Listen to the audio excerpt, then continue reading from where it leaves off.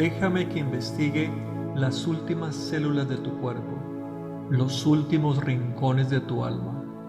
Déjame que vuele tus secretos, que aclare tus misterios, que realice tus milagros.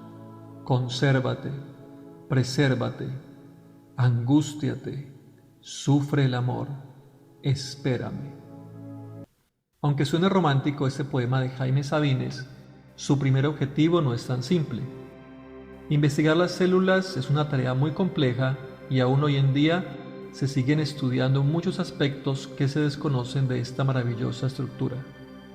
Afortunadamente, gracias al trabajo y los avances en la biología molecular, bioquímica y genética, entre otros campos, cada vez podemos conocer muchos más detalles de las células. Empecemos con algunos apuntes muy breves. La célula es la unidad primordial, funcional y estructural de los seres vivos. Desde los microscópicos hasta los animales más grandes están formados por células. Desde los organismos que tienen solo una célula como este hongo, hasta los mamíferos que contamos con millones. Pero no se trata solo de ladrillos o legos que forman un ser vivo, como se explica de una forma muy simple.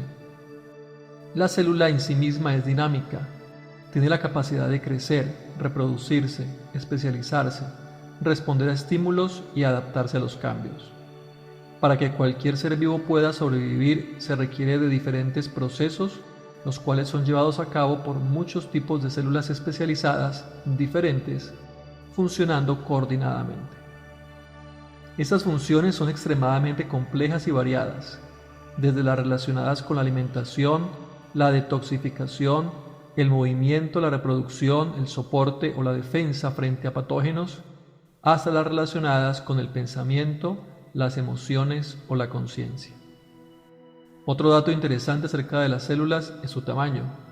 Aunque existen células muy pequeñas y otras muy grandes, el tamaño promedio está entre 10 y 30 micrómetros. Un micrómetro es el resultado de dividir un milímetro en 1000 partes. Para entenderlo mejor, hagamos una comparación. Piensa en alguien que conozcas que mida 1,70 m. Si esta persona tuviera la altura del monte Everest, que mide casi 9000 metros, en esta escala, una célula sería del tamaño del botón de una camisa. Imagina un gigante formado por millones de botones. Sorprendente, ¿verdad?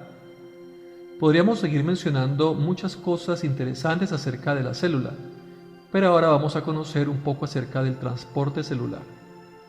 Las células se encuentran rodeadas de líquido extracelular, es decir, es todo el líquido que se encuentra fuera de las células. Este no está compuesto solo de agua, contiene también azúcares, sales, hormonas, ácidos grasos, entre otros. Por eso todas las células poseen una barrera. Es un filtro para que lo que se encuentra dentro de la célula no salga y lo que está afuera no pueda ingresar fácilmente.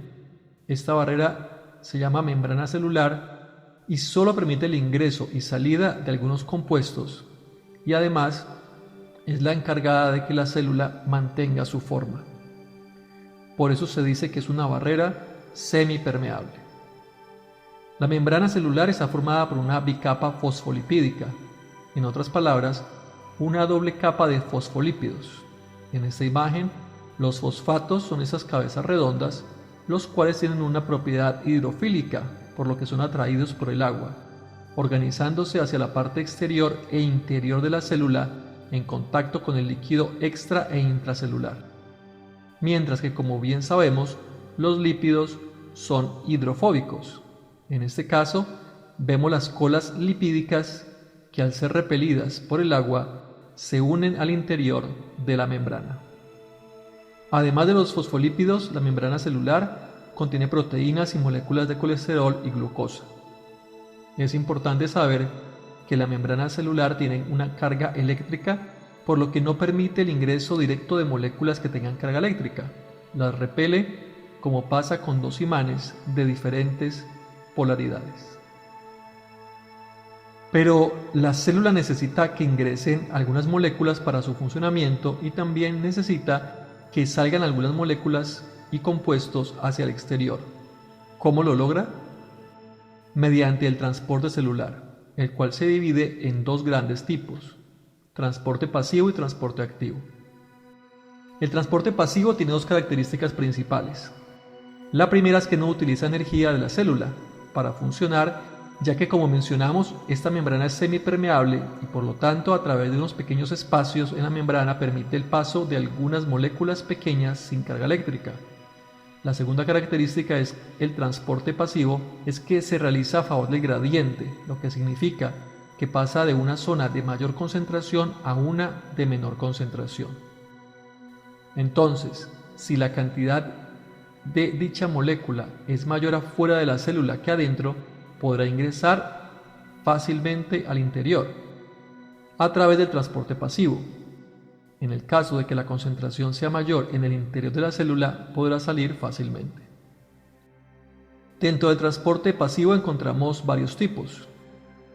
Por difusión simple, que se realiza sin ningún tipo de ayuda. Por difusión facilitada, donde las moléculas necesitan ayuda para penetrar a través de la membrana, y eso sucede con las moléculas que tienen carga eléctrica y que son rechazadas por las propiedades electroquímicas de la membrana.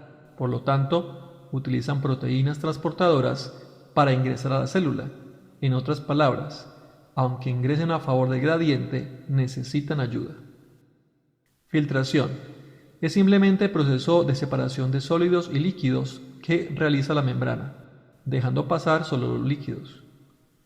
Y ósmosis, la cual solo se usa para el transporte de agua.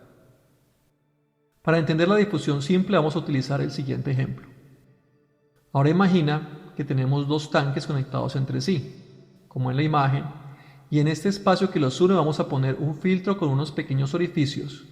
Si el tanque de la derecha tiene mayor cantidad de agua que el tanque de la izquierda, lo natural es que el agua pase a través del filtro hacia el tanque donde hay menos cantidad.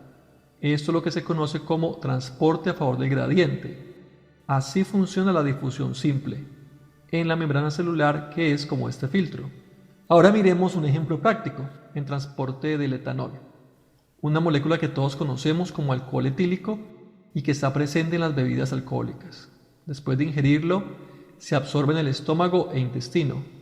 Pasa con rapidez a través de la membrana celular, pues es mayor la cantidad de alcohol en el exterior que en el interior de la célula, y al ser una molécula pequeña y de carga muy débil, la membrana permite su paso, concentrándose en la sangre, en el cerebro, los ojos y el líquido cefalorraquídeo.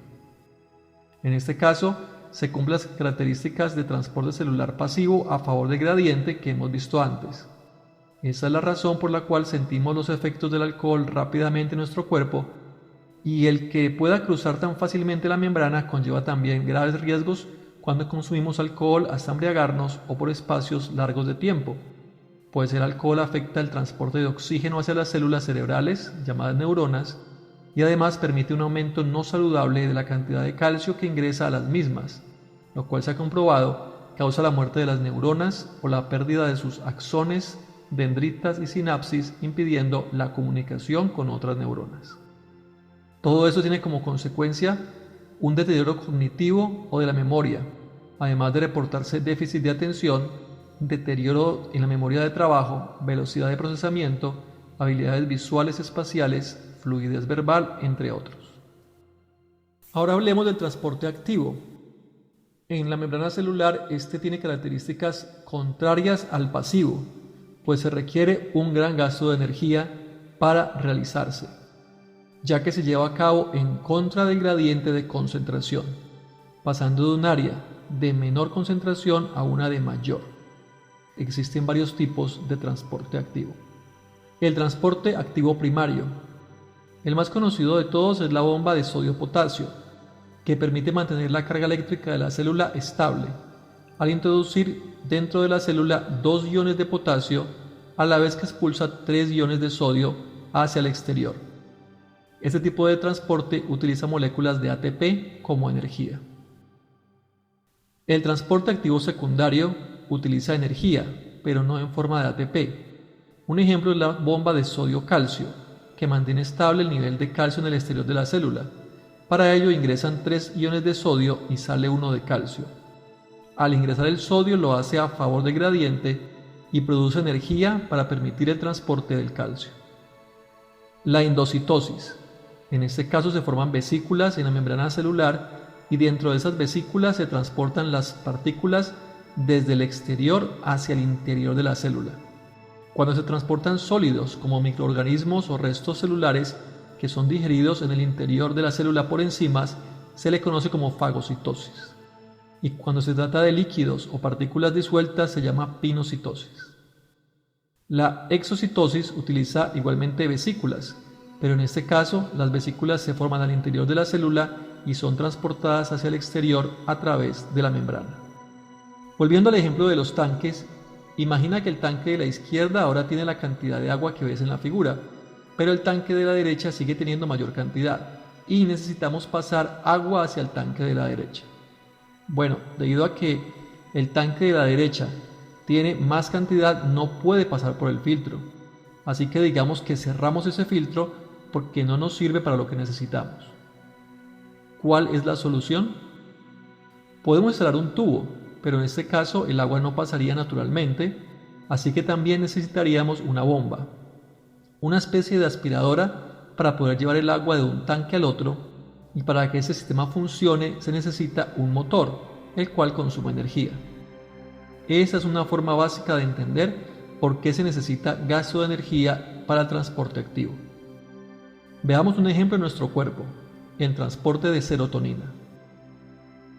En los mamíferos, los efectos de la serotonina se hacen evidentes en la regulación de diversos aspectos de la conducta social, la alimentación, el sueño, la atención, la ansiedad, los ritmos circadianos, la conducta sexual y la generación de patrones motores rítmicos como la locomoción, masticación y respiración, entre muchos otros.